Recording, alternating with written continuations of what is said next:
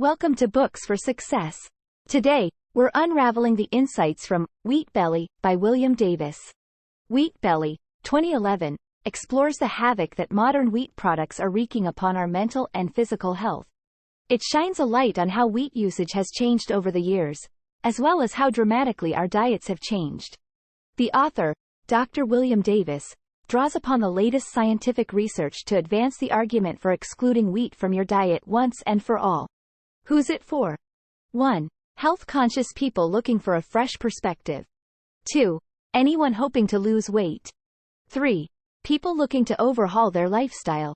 If you find our content valuable, like, subscribe, and ring the bell for notifications.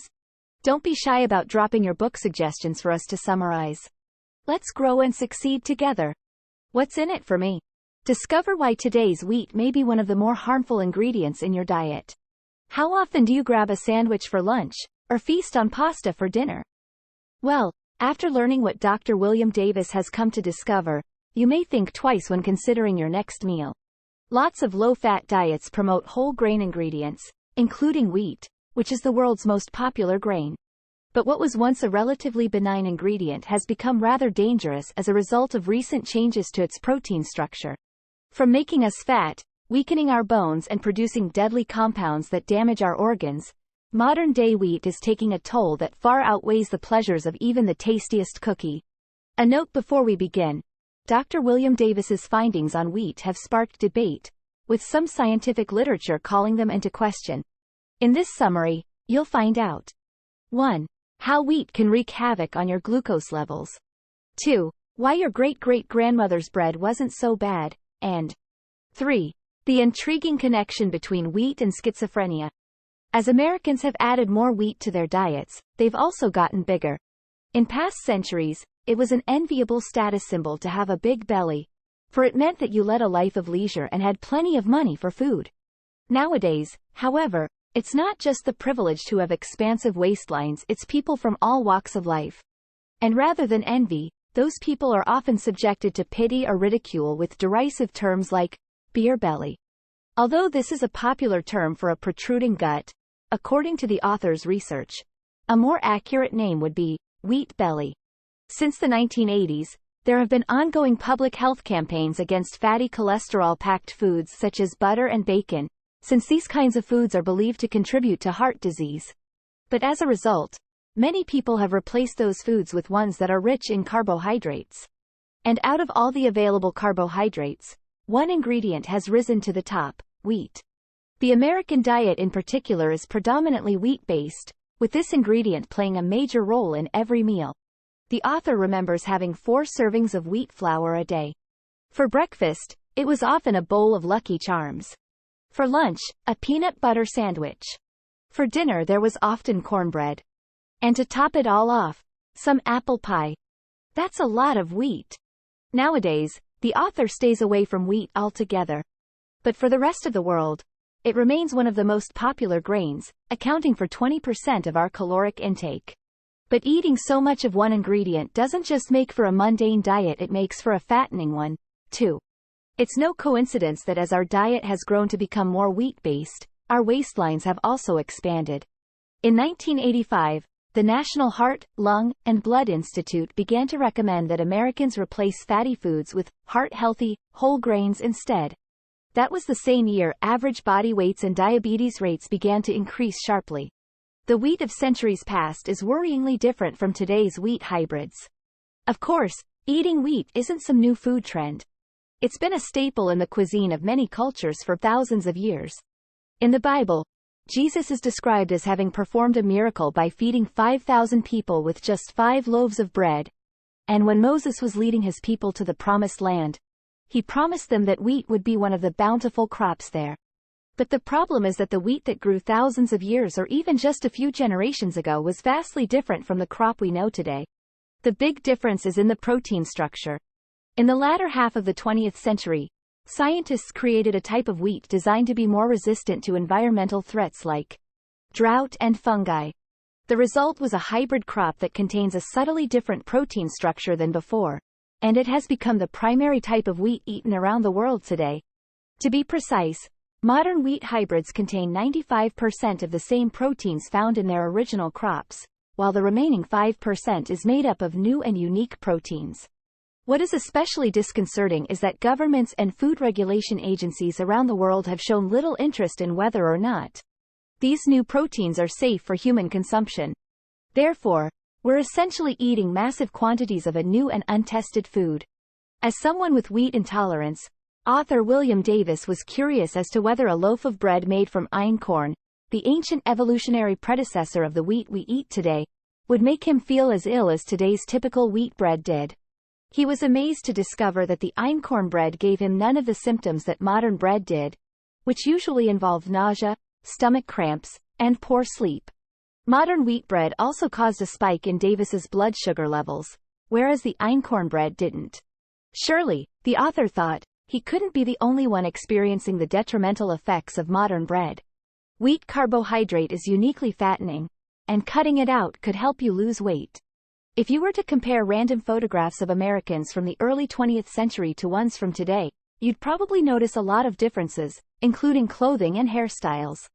But it's also hard not to notice the difference in size. The average person today is much larger than people were back then. Over the past 5 decades, the number of obese people in America has nearly tripled. And one of the biggest reasons is that today's wheat has a uniquely harmful effect on blood sugar and insulin levels. Studies show that the carbohydrate in wheat, known as amylopectin A, increases blood sugar levels more than just about every other type of carbohydrate, including those found in ice cream, candy bars, and even processed white sugar. When amylopectin A is digested, a lot of insulin gets released in our body, which causes our blood sugar levels to get lowered. However, the way insulin works is by causing our body's cells to open up, absorb the excess sugar and convert it into stored fat. In other words, when you eat wheat, your body is receiving an excess of sugar that it is turning into fat as quickly as it can. What's interesting is that we can determine wheat's fattening effects by looking at a unique group of people who avoid the ingredient altogether: those with celiac disease. People diagnosed with celiac disease must follow a strict wheat-free diet. And many are diagnosed as adults, after having already spent years consuming wheat. According to a 2004 study at the University of Iowa, obese adults who'd recently been diagnosed with celiac disease lost an average of 27.5 pounds in the first 6 months of a wheat-free diet. That's right, they lost the weight simply by ditching wheat. Wheat warps your mind, as well as your waistline. You may be familiar with the addictiveness of drugs and alcohol, but less attention is given to the similar effects of what's in the bread box and cookie jar. Wheat is addictive too, and its impact on the human mind is both profound and frightening. As a physician, the author has seen the addictive qualities of wheat firsthand. But he's also witnessed the benefits of giving it up. For instance, Davis has consistently observed that adherents to a wheat-free diet boast better mood, fewer mood swings, improved concentration, and better quality sleep. Astonishingly, for some people, these benefits will kick in a matter of days after their last bite of bagel or pasta. However, there are those who give up wheat and face a long and difficult period of withdrawal symptoms. In the author's estimation, around 30% of people experience withdrawal symptoms after kicking their wheat habit. And these can include fatigue, irritability, brain fog, and even temporary depression. We can begin to understand just how large an impact wheat has on the human brain by observing its effect on people with schizophrenia. While working at a Philadelphia hospital in the 1960s, psychiatrist F. Curtis Dohan confirmed a link between wheat consumption and schizophrenia. Essentially, after removing all wheat from their diets, Dohan found that those of his patients who had schizophrenia saw a significant reduction in symptoms, such as hallucinations and delusions. All of his patients experienced a marked improvement after going wheat-free and also saw the symptoms return once wheat was reintroduced.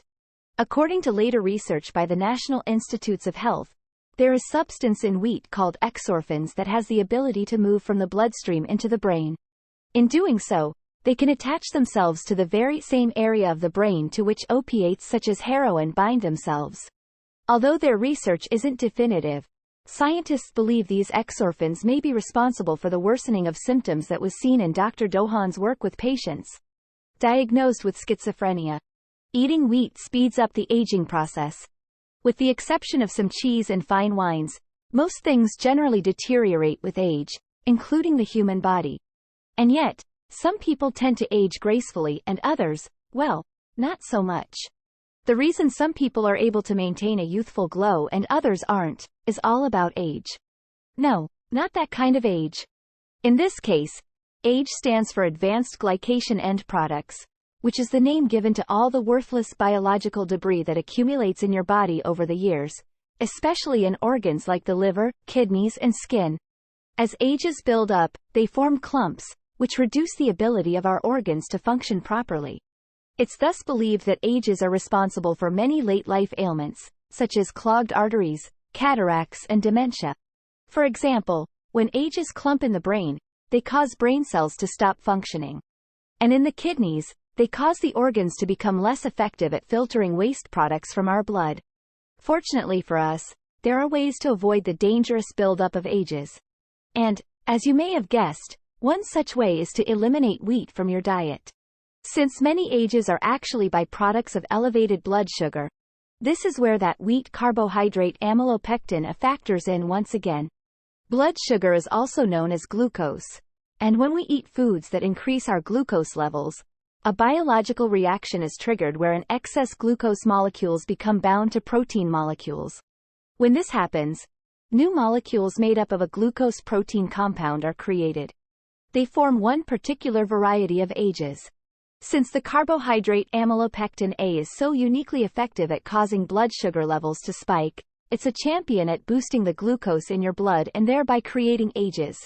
In fact, if creating ages were a competition, wheat would best nearly every other carbohydrate, including sweet potatoes, apples, and even chocolate bars. Modern wheat protein is elevating rates of celiac disease and wrecking your digestive health. For over 1 million years, humans, as well as our pre-human ancestors, lived a hunter-gatherer lifestyle that was completely devoid of wheat. Instead, it was based on wild game, plants, nuts, and berries. The farming of wheat began only around 10,000 years ago, which is pretty recent, relatively speaking. And given that this has led to such a big dietary change, it stands to reason that many modern humans have digestive systems that are unable to stomach this development. This failure to adapt has resulted in celiac disease, which is the inability to tolerate gluten, a major protein in wheat. Unfortunately, given the changes in modern wheat, this disease is on the rise. In the last 5 decades, cases of celiac disease have increased by 400%, and in the last 2 decades alone, rates have doubled. Research suggests that the reason behind this dramatic spike can be traced back to the changed protein structures found in modern hybrid strains of wheat. In a 2010 study by Dutch researchers, 36 varieties of modern wheat were compared to 50 wheat varieties that were popular around 100 years ago. The researchers found that the modern varieties had higher levels of the gluten proteins that are responsible for triggering celiac disease. In particular, modern wheat contains a gluten protein called gliadin, which shows up in far smaller quantities in ancient varieties of wheat. What's especially troubling is that when gliadin is consumed, our intestines release zonulin, which in turn increases the permeability of the intestines. As a result, the lining of our intestines gets disrupted, and gaps begin to appear. Now, those gaps allow wheat proteins like gliadin to escape the intestines and enter the bloodstream. When this happens, your autoimmune system will respond by increasing levels of inflammation as a way of fighting what it perceives to be dangerous intruders. Crucially, this inflammation is the hallmark of celiac disease. And in severe cases, it can lead to such ailments as chronic fatigue, arthritis, and even gastrointestinal cancer. Wheat creates acidic conditions in your body, playing havoc with your bone health. The human body has a variety of regulation systems in place intended to keep you healthy. One of those systems regulates the amount of acid in the body. It basically works to keep your body at a normal pH level of 7.4. Because when that level is off by even a small amount, it quickly deteriorates. Now, you may not think of wheat as being an acidic food, but unlike other plant-based foods, wheat generates significant levels of acid in the body. Studies show wheat to be a rich source of sulfuric acid in particular. And when conditions in your body become too acidic, that internal regulation system takes radical action. One of the key defenses is your body's alkaline stores, which are salts that can naturally balance acid levels. So when those levels go up, that store is tapped into. However, this store is also home to the calcium phosphate and calcium carbonate found in your bones, and these are two ingredients your bones depend on in order to stay strong and healthy. Nevertheless, your body's pH balance is so important that it supersedes bone health. This means that the more alkaline your body requires in order to neutralize acids, the more brittle and vulnerable to fracture your bones will become.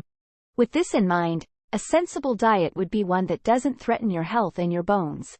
And yet, by eating a diet rich in wheat, that's just what we're doing. In a 2003 study by the University of Toronto, researchers looked at the effects of bread-based gluten on the body's calcium stores. They found that increasing gluten consumption resulted in increased calcium loss from bones. As a result, bones experience the kind of weakening that eventually results in the debilitating bone disease osteoporosis. So do yourself a favor and break off your relationship with wheat for good. Instead, embrace a diet rich in vegetables, fruits, meats, eggs and nuts. You'll see for yourself the benefits of a healthier body weight, better digestive health and better well-being. It really is that simple. Final words. The key message in this summary. It's time to eliminate wheat from your diet. Wheat wreaks havoc with several aspects of your health and well-being, including your digestive health, your ability to maintain an optimal body weight, and your body's delicately balanced pH level. Modern wheat is both addictive and unpredictably different from the wheat of centuries past, and is causing rates of celiac disease to rise, as well as contributing to the deterioration of our bones. Choose the start of your wheat-free life carefully. Going cold turkey on wheat can be a challenge, and around 1 in 3 people experiences significant withdrawal symptoms. If you suspect you may be one of them, then try to eliminate wheat at a time when you have little else to do.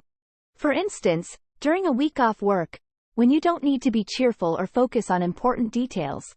This might be an optimal time to deal with withdrawal symptoms such as mental fog and irritability. Thank you for joining us on this enlightening journey.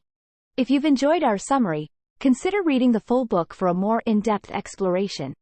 Before you go, hit that like button, subscribe if you haven't yet, and share this video with someone who could benefit from these insights. Until next time, keep reading, keep learning, and keep growing.